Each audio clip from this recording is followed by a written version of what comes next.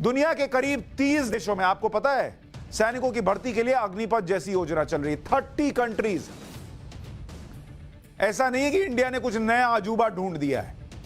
और बड़े बड़े सुपर पावर ऐसी अग्निपथ जैसी योजना चला रहे हैं जिसमें 4 साल या इससे भी कम समय के लिए सैनिकों की भर्ती होती है। सबसे पहले अमेरिका की बात करते हैं, जिसके पास दुनिया की सबसे ताकतवर सेना है। यहां सैनिकों की भर्ती 4 साल के लिए होती है। इसके बाद 4 साल के लिए रिजर्व ड्यूटी होती है। किसी युद्ध या इमरजेंसी की स्थिति में इन्हें ड्यूटी पर बुलाया जा सकता है। अगर अमेरिकी सैनिक 20 साल तक सेना में ड्यूटी करते तो उन्हें पेंशन मिलती है। 20 साल से कम ड्यूटी पर सिर्फ भत्ता दिया जाता है। अमेरिका के बाद रूस के पास दुनिया की दूसरी सबसे ताकतवर सेना है। यहां 18 से 27 साल के हर नागरिक के लिए आर्मी ट्रेनिंग अनिवार्य है। सैनिकों को 8 महीने से 12 महीने की ट्रेनिंग दी जाती है। इसके बाद बेस्ट सैनिकों को यूनिट में भेज दिया जाता है। जो बच जाते हैं वो ट्रेनिंग खत्म के बाद सेना के बाहर दूसरे काम कर सकते हैं। युद्ध की स्थिति में ऐसे ट्रेंड सैनिकों को आर्मी यूनिट्स ड्यूटी पर बुला सकती है। भारत के पड़ोसी देश चीन, उसके पास दुनिया की सबसे बड़ी सेना है। चीन ने 2035 तक सेना के मॉडर्नाइजेशन का लक्ष्य रखा है, जिसकी वजह से पिछले कुछ सालों में चीन ने सैनिकों की भर्ती से ज्यादा मॉडर्नाइजेशन पर काम किया। चीन की सेना में भर्ती के लिए अग्निपथ जैसी योजना है। चीन की थल सेना में सैनिकों की भर्ती 3 साल के लिए होती है। नौसेना और वायुसेना में यह 4 साल की होती है। सैनिक ज्यादा से ज्यादा 12 साल तक सेना में सक्रिय सेवा दे सकते हैं। यूरोप में फ्रांस के पास सबसे ज्यादा सैनिक हैं।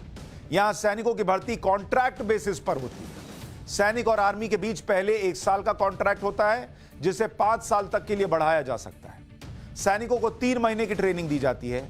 फ्रांस की आर्मी में कम से कम 19 साल सेवा देने वाले को ही पेंशन मिलती है। इजराइल एक और पावरफुल कंट्री, वहां आर्मी को दुनिया की सबसे स्मार्ट मिलिट्री यूनिट माना जाता है। यहां के हर नागरिक के लिए आर्मी में भर्ती होना अनिवार्य है। 1948 में इजराइल के आजाद होने के बाद से ही यह नियम लागू हो चुका है। पुरुषों को 3 साल और महिलाओं को 2 साल सेना में ड्यूटी करनी ही पड़ती है। 3 साल और 2 साल की ड्यूटी करने के बाद करीब 10% सैनिकों का यूनिट्स में सिलेक्शन होता है। मात्र 10%। जो सैनिक आगे के लिए सेलेक्ट होते हैं उनके साथ ज्यादा से ज्यादा 7 साल का कॉन्ट्रैक्ट होता है। 12 साल तक इजरायली सेना में काम करने वालों को पेंशन भी दी जाती है। यानी दुनिया में यही कुछ चल रहा है। ऐसी ही अग्निपथ जैसी स्कीम चल रही है जो भारत में चल रही है। लेकिन भारत में जिस तरीके का विरोध हो रहा है वो दुनिया में कहीं नहीं हो रहा। अग्निपथ को लेकर जो जानकारियां हैं वो आपको लगातार दे रहा हूं।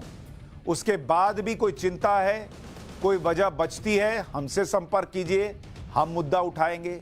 नहीं रहे सरकार से सीधे बात कीजिए, नहीं है कोर्ट चले जाइए।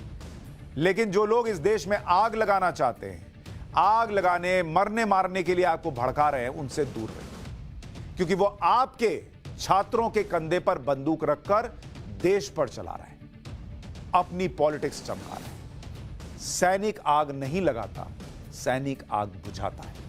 ये याद रखिए।